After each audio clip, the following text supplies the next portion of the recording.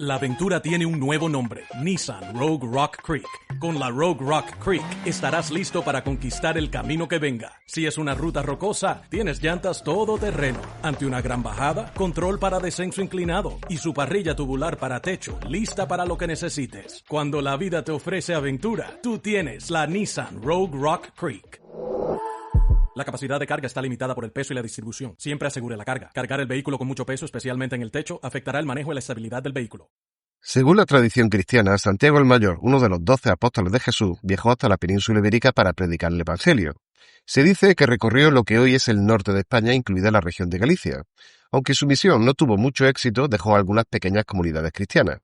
Tras su regreso a Jerusalén, fue martirizado por orden del rey Herodes Agripa I alrededor del año 44 después de Cristo.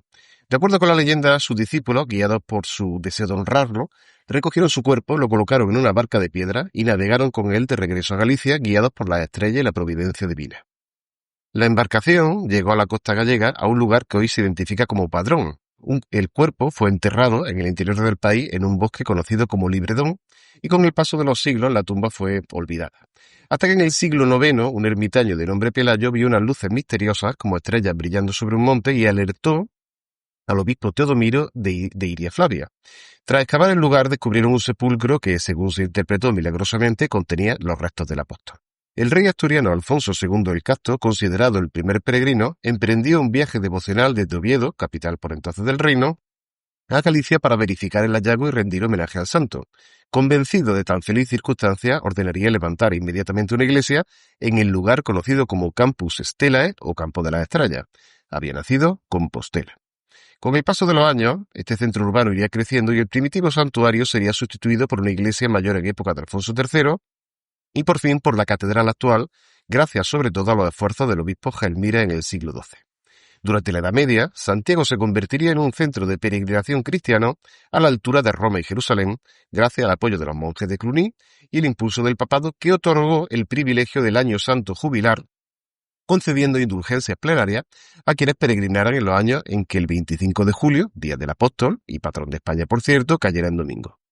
Muchos siglos han pasado desde entonces, pero la peregrinación a Compostela no solo no ha perdido importancia, sino que por el contrario, ya sea por motivos religiosos, culturales o deportivos, todos los años afluyen a la capital gallega cientos de miles de ellos, ya sean procedentes del camino francés, portugués, primitivo, inglés, del norte, mozárabe, etc. Saludos amigos y amigas, mi nombre es Rafael Mendoza y esto es El Cervatillo, el podcast educativo del Instituto Internacional de Educación Secundaria Medina Zara de Córdoba y como estaréis imaginando, hoy vamos a hablar del Camino de Santiago.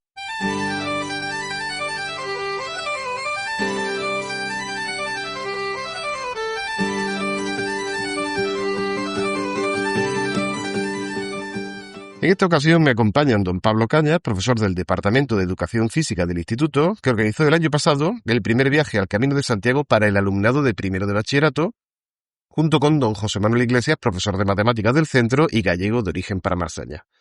Bienvenidos a ambos. Buenos días. Hola, ¿qué tal? Bueno, Pablo, ¿cómo surge la idea en el Departamento de Educación Física de realizar el Camino de Santiago?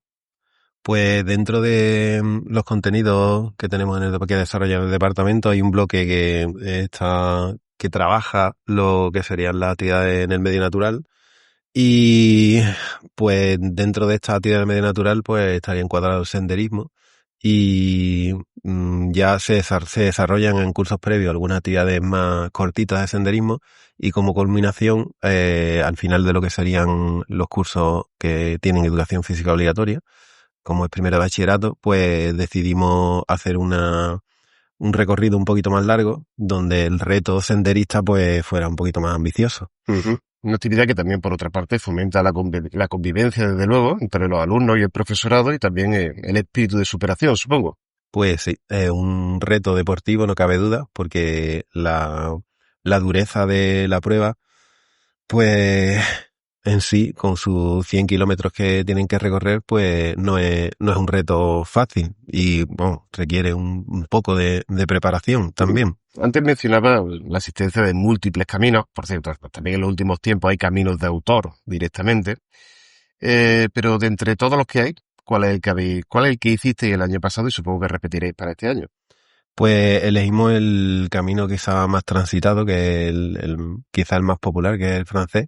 Uh-huh. Y bueno, nos decidimos por este camino porque a nivel organizativo era el que nos daba mejores posibilidades, ya que a nivel de infraestructura pues está bastante mejor organizado que otros caminos a priori, ¿no? Uh-huh. ¿Podría concretarnos un poquito más o menos cómo fue la ruta? ¿Por dónde pasaste? Pues sí, mira, la ruta partía de Sarria, que es donde hacemos la primera noche, porque claro, tenemos que desplazarnos allí en autobús hasta llegar a Sarria. Y bueno, el camino lo dividimos en 6 etapas, con una distancia a recorrer que van desde los 25 kilómetros la más larga a los casi 15 kilómetros las más cortas. Uh-huh. Y bueno, vamos, te menciono, ¿quieres que enumere cada una de las etapas? No es No necesario. es necesario. Bueno, pues salimos desde Sarria, que está a algo más de 100 kilómetros de Santiago, y a lo largo de esas 6 etapas vamos recorriendo distintas localidades hasta llegar a Santiago en la última etapa, que sería la culminación del camino y de este reto deportivo en este caso. Un reto que fue un éxito, pero ¿podrías contarnos cuál fue desde tu punto de vista la experiencia más gratificante del año pasado?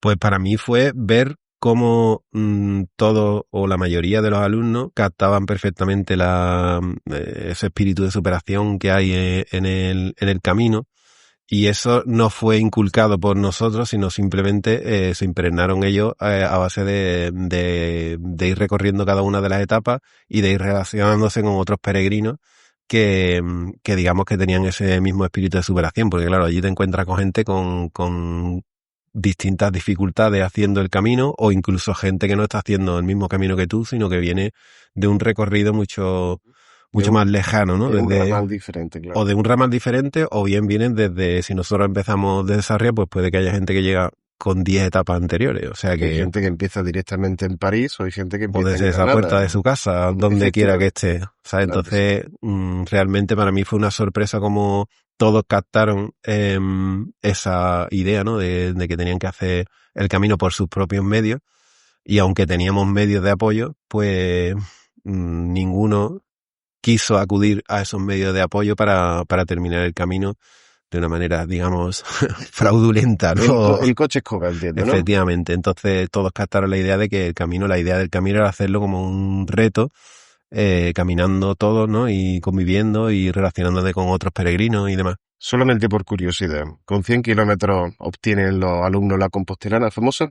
Correcto. Uh-huh. Ellos tienen una credencial que se las proporcionamos desde el primer día, y ya en la llegada al primer albergue donde nos quedamos, ya ellos van sellando su credencial, y conforme van pasando por las distintas localidades, pues pueden ir sellando nuevamente su credencial, y con esto, cuando ya llegamos a Santiago, pues pueden obtener su compostelana oficial, digamos.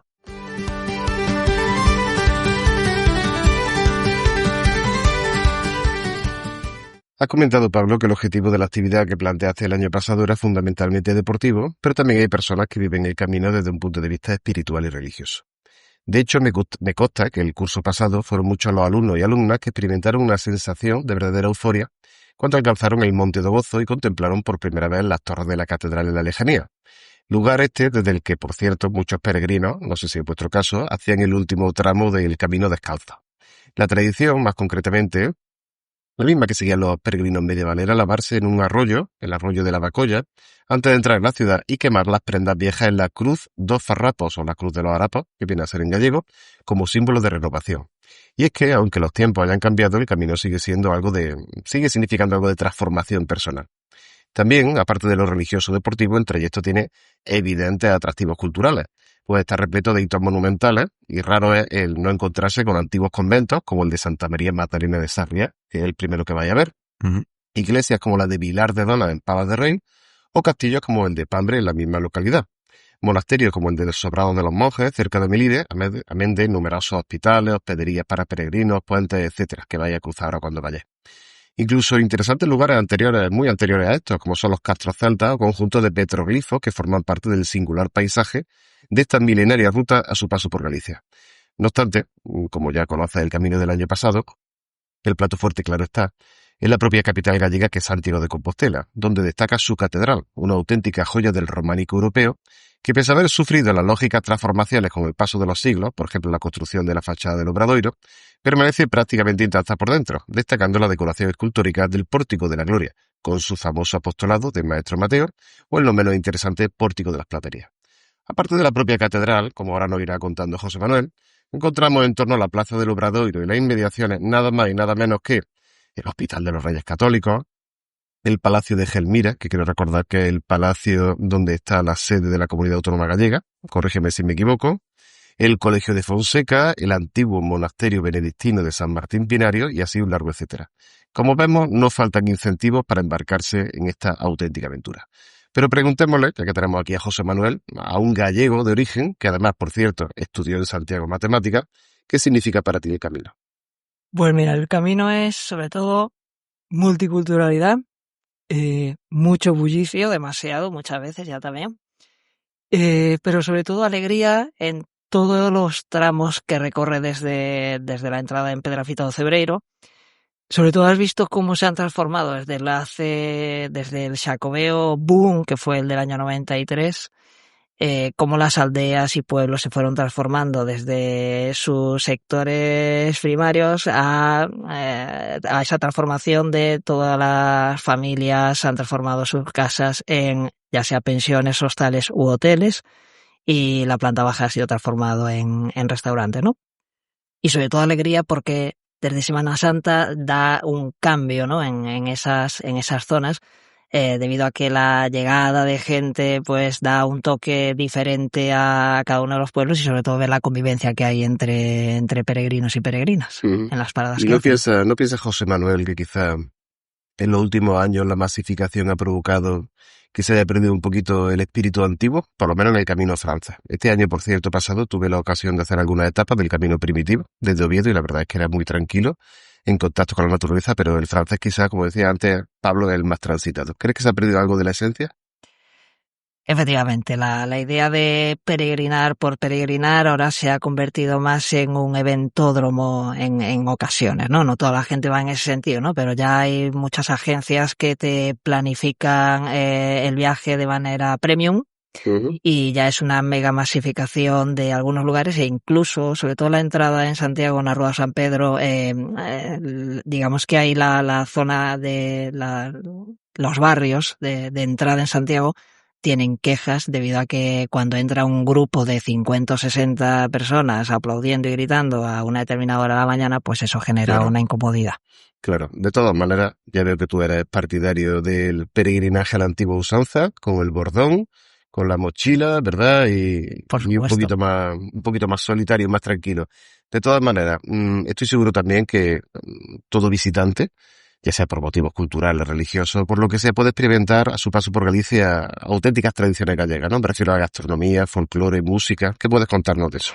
Pues la verdad es que ya tal y como está a día de hoy con redes sociales, que tenemos acceso a ver que en cada una de las etapas de los diferentes caminos, sobre todo ya llegando la etapa de primavera y verano, la cantidad de romerías y fiestas que coinciden con tu llegada a una determinada aldea o pueblo, pues ahí puedes disfrutar por un lado de la música, siempre suele haber algo de música tradicional o música folk o cualquier otro tipo de orquesta música típica. Con los gaiteros y las pandereteiras, claro. Exactamente.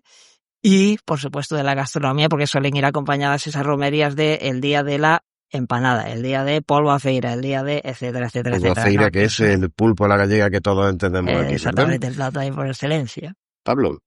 No, a colación de lo que está diciendo José Manuel, de hecho, el día que llegamos a Santiago es el día de San Juan y es un día bastante especial allí, en el que la gente se lanza a la calle directamente y hay una especie de verbena en todas las plazas donde, si no me equivoco, hay una especie de barbacoas con sardinas y demás, música, y es un día bastante especial, la verdad.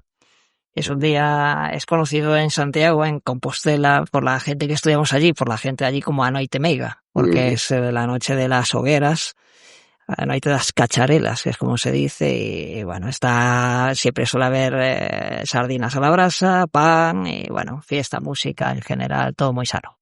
¿Qué recomendarías? ¿Qué no se puede ir un peregrino sin probar a su paso por Galicia? Porque Galicia es famosa también por su gastronomía, ¿eh? Aparte, me refiero de polvo a feira, aparte de el caldo de gloria, la empanada, por supuesto, de zamburiña o de lo que sea. ¿Alguna recomendación más?